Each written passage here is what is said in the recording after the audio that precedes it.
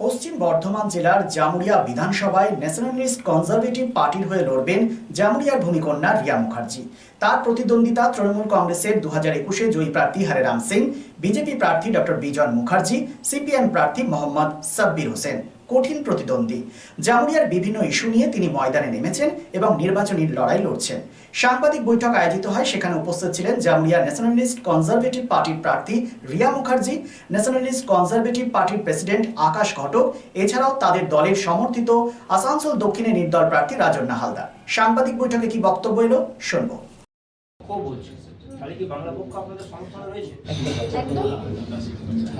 উনি রয়েছেন এবং উনি ব্যাপারটা বুঝেছেন, উনি দিন প্রতিদিন লক্ষ্য করেছেন হয়তো আমাদের বিষয়টার মধ্যে কতটা সত্যি রয়েছে সেটা হয়তো উনি যাচাই করেছেন, যার কারণে উনি আমাদের সমর্থনে রয়েছে।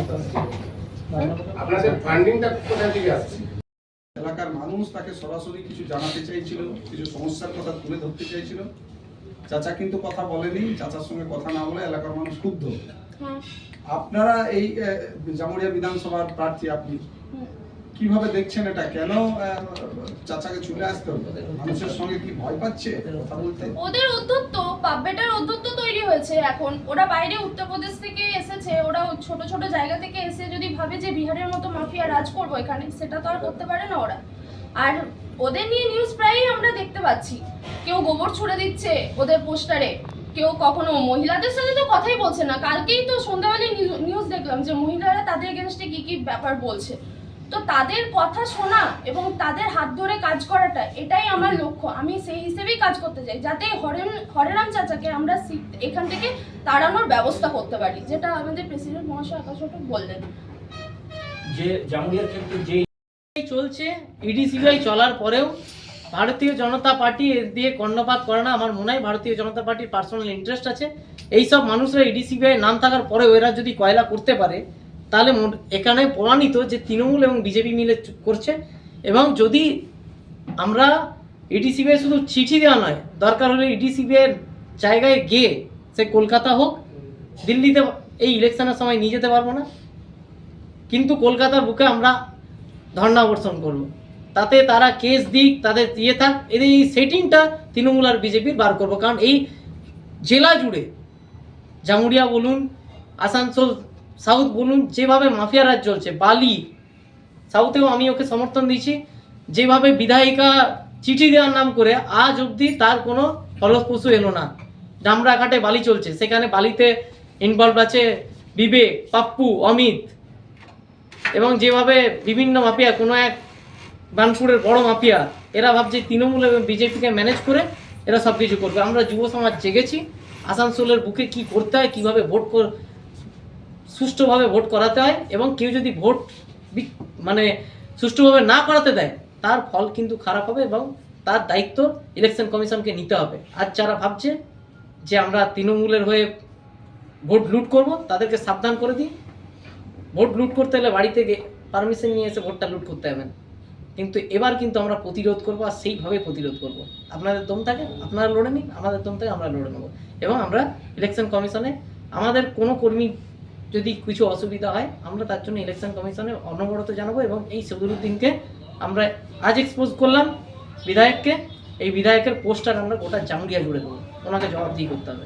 কথিত যে প্রত্যেক বাড়িতে বাড়িতে পানীয় জল যাক, যেটা জলের অসুবিধা আমাদের জামুরিয়াতে আছে। বিভিন্ন প্রেস মিডিয়া চ্যানেল, এর মধ্যে বহু মিডিয়া করেছেন, আমি ব্যক্তিগত দেখেছি, রিপাবলিক করেছেন, আরও মিডিয়া করেছেন, যারা দেখেছেন স্থানীয়দের চাকরি নেই। বাইরের লোকেদেরকে 90% লোকেদেরকে প্রত্যেক ফ্যাক্টরিতে চাকরি দেওয়া হচ্ছে।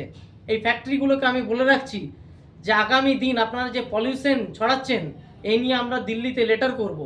এবং শেখ সদরুদ্দিনকেও বলে রাখবো, আপনি যেভাবে এখনও অবধি অবৈধ কয়লা চালিয়ে যাচ্ছেন, যে বিধায়কের সাহায্য ধরে আপনি ভাবছেন আপনি সব কিছু করে নেবেন বা বিজেপিকে ম্যানেজ করে নেবেন, আমরা কিন্তু তৃণমূল এবং বিজেপিকে এক্সপোজ করব। এবং শুধু তাই নয়, জামুরিয়ার বুকে মাফিয়া রাজ খতম করব। এবং আমরা জানি তৃণমূলের ইতিমধ্যে বহুজন বিক্ষুব্ধ আছে, বিজেপির মধ্যে বিক্ষুব্ধ আছে, তারা আমাদের সাথে কানেক্টেড। বাংলা পক্ষ আমাদেরকে নৈতিক সমর্থন জানিয়েছে, বাউরি সমাজের বিভিন্ন জন আমাদেরকে নৈতিক সমর্থন জানিয়েছে। Be positive, think better, make a bright future with Mishra Nursing Institute Asansol. Mishra Nursing Institute Asansol is approved by West Bengal Nursing Council and Indian Nursing Council and affiliated to West Bengal University of Health Science. Mishra Nursing Institute Asansol associated with Marwari Relief Society Hospital, which is our parent hospital, and our affiliated hospital is Asansol District Hospital and few rural health centers in Asansol for providing clinical and field training to BSc Nursing and JNM Nursing students.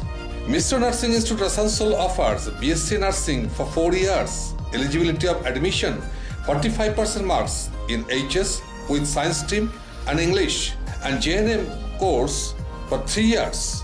Eligibility of admission 40% marks in HS in any stream with English. Mishra Nursing Institute of Asansol provides unbeatable infrastructure, highly qualified faculties, 100% placement assistance to all students. So hurry, admission open for limited seats. Our helpline numbers are 7477782911, 7477713512 and 7477713511. Visit our college campus at Mishra Nursing Institute Asansol, Bagbandi Road, Kalipahari, Asansol 9, Paschim Bardhaman.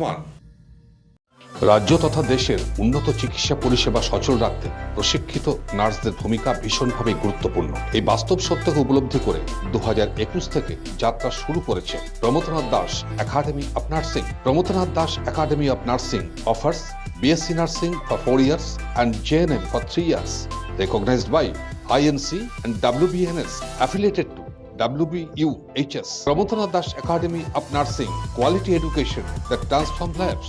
Our facilities: student credit card, Swami Vivekananda scholarship, and education loan assistance. After 10+2, to make a bright future your destination. Pramodanath Das Academy of Nursing, Banpur Riverside Road, Post Office Hirapur, Asansol, Paschim Bardhaman. Phone number 9907088681, 7584846 949 and 94342 01449.